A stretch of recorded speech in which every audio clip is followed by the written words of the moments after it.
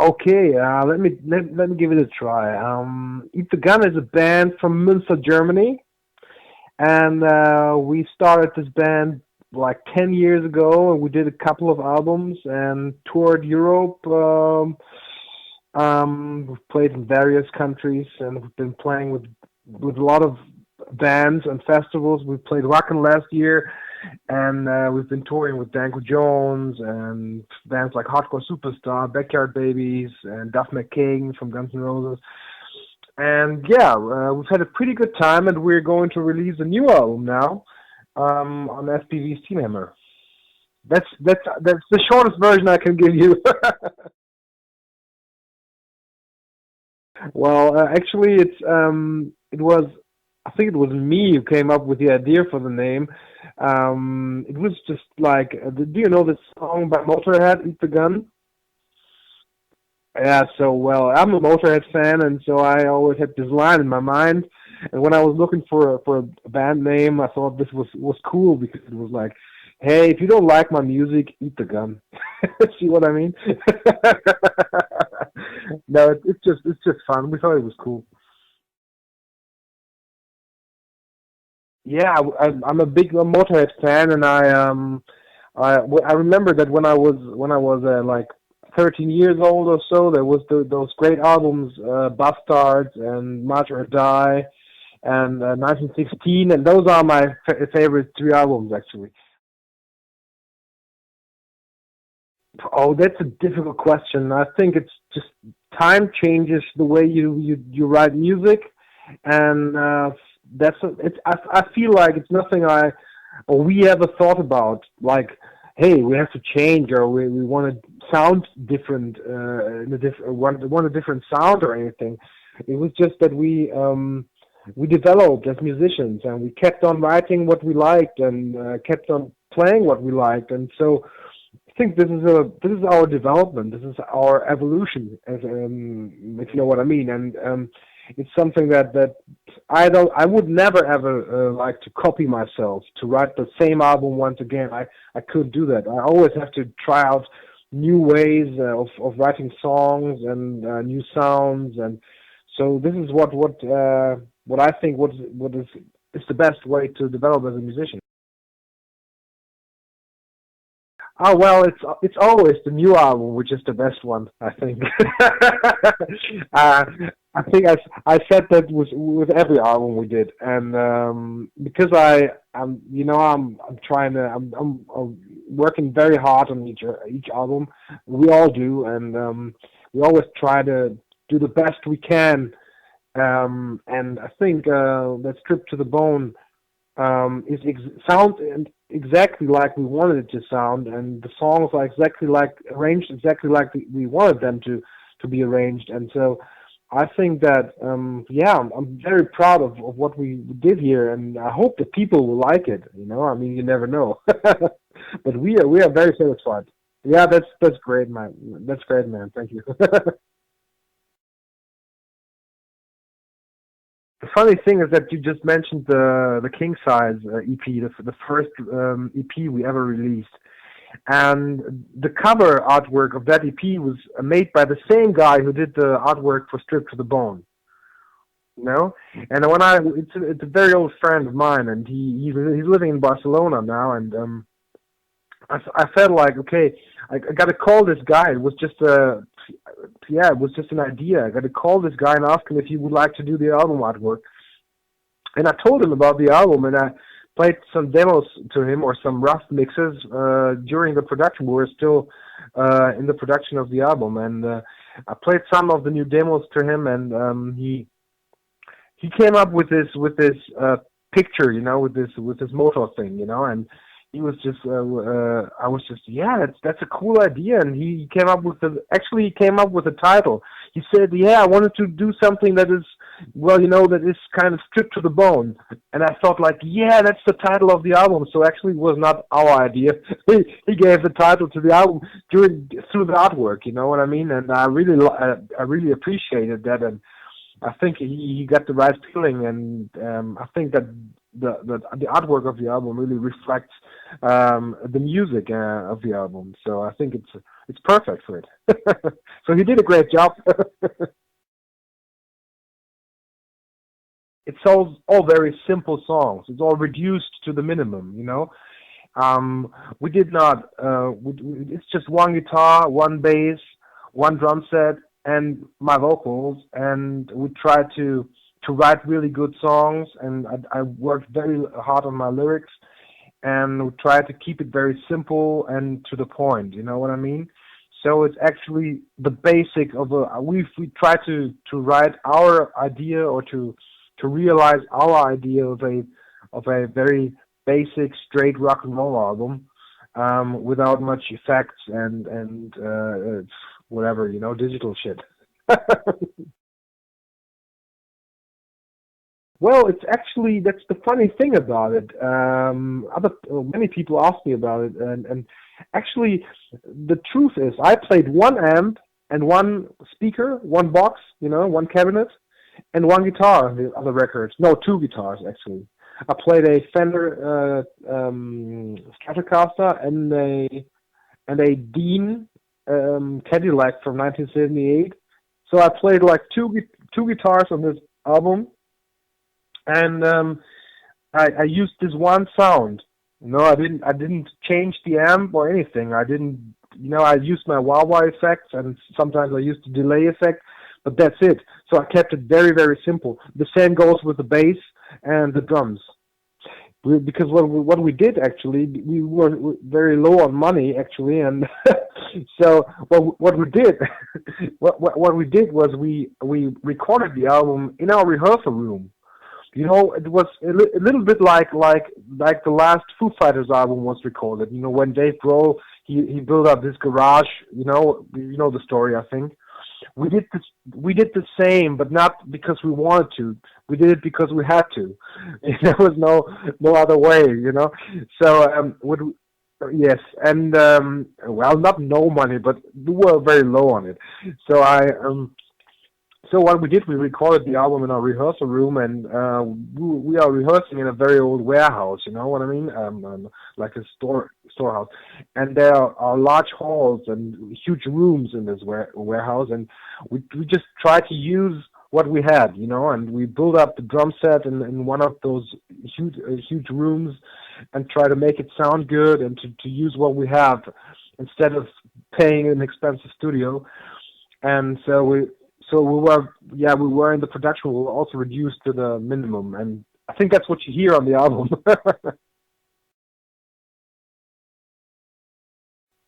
Well, we call him Gutze, by the way. That's why I was a little confused. But I know who you mean. Yeah, well, he's a great producer. I have to say that, and he did a great job, and of course he worked with us on everything. But especially the sound of the record. So it was, of course, we also worked on the songs and the arrangements. I mean, that's what every band does during a production with their producers, you know. Um, so of course he had an influence on the record, and I think a very good one. And yeah, we really like him a lot, and he's a kind of he was a role model for us, especially when we were younger, because he played in this crossover band called H Blocks in the 1990s. Yeah, and they were really big. I don't know if they were big in France, but they were really big in Germany. They were from our hometown Münster, and so they were like, yeah, we knew these guys, and they were like, you know, idols to us, you know, because they were really good and they were really young and they wrote great songs and they were successful. And Goods himself, he's a really, really talented musician and a awesome bass player and a good songwriter. So it was great working with him, and I think it was, yeah, it won't be the last time. I'm pretty sure. Yeah.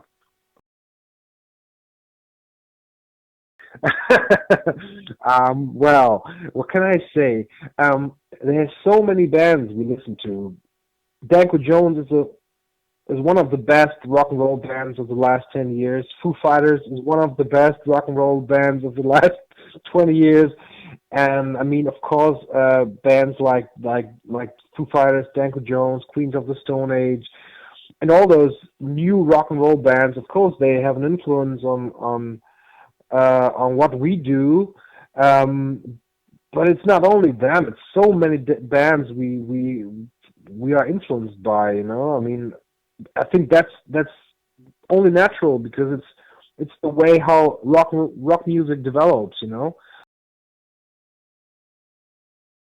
me personally, well, that's hard to say. What I think, I like classic rock a lot. I listen to a lot of old rock records like Thin Lizzy and ZZ Top and all that stuff. And I really like the Rolling Stones, and I love to listen to for example, to Guns N' Roses, Aerosmith, Kiss, all the 80s stuff.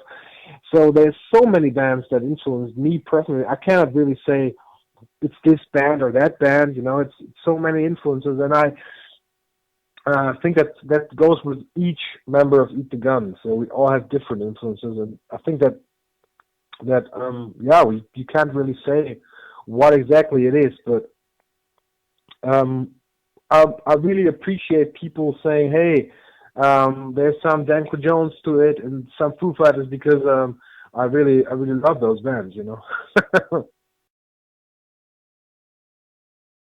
I have to say that we we didn't. I did not choose Loner to be the singer.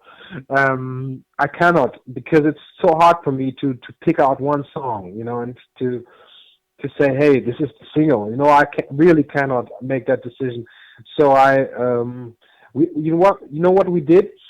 We asked all our friends and all the guys and all the guys in our family and the guys at our record company and everybody we knew, a number of like 50 people, which is not everybody we know, but we chose those 50 people, and and then we asked them kindly to give us a feedback and to tell us which were their three favorite songs from Strip to the Bone, and Loner was always in the top three. Yeah, so we let those people make the decision which song to choose. And our record company, they're also huge fans of the song, and I think the song really represents Eat the Gun as we are now and as we sound now. And I think it's a good song and it represents the album. I think not only, but it's one of my favorite songs actually.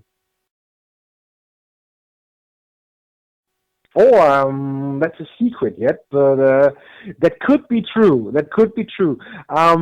We will definitely release videos very soon before the album is going to be released. That's what I can say now, and well, you will find out.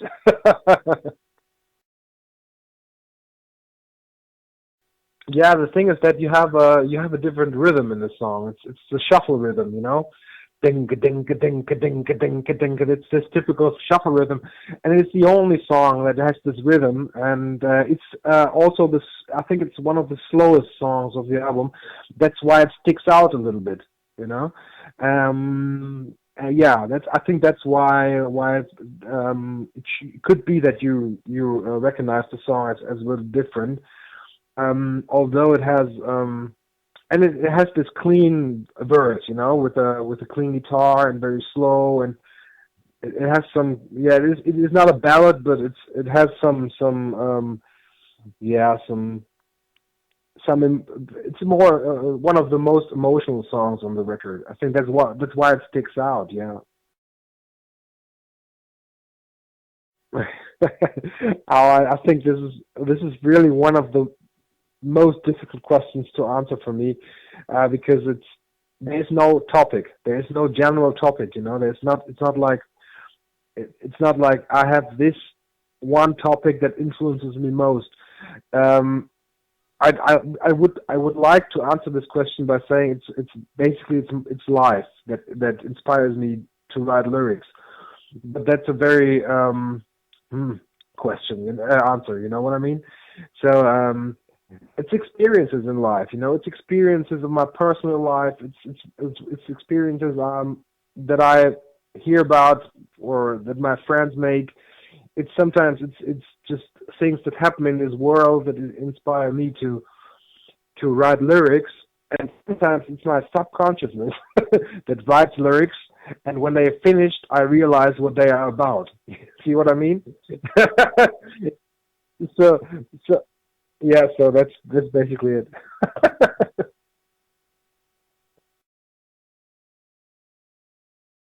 No, I really never ever thought about stopping playing music, because it's just I never ever, and I think it's the same with Peter and Gary on. It's I never ever thought about.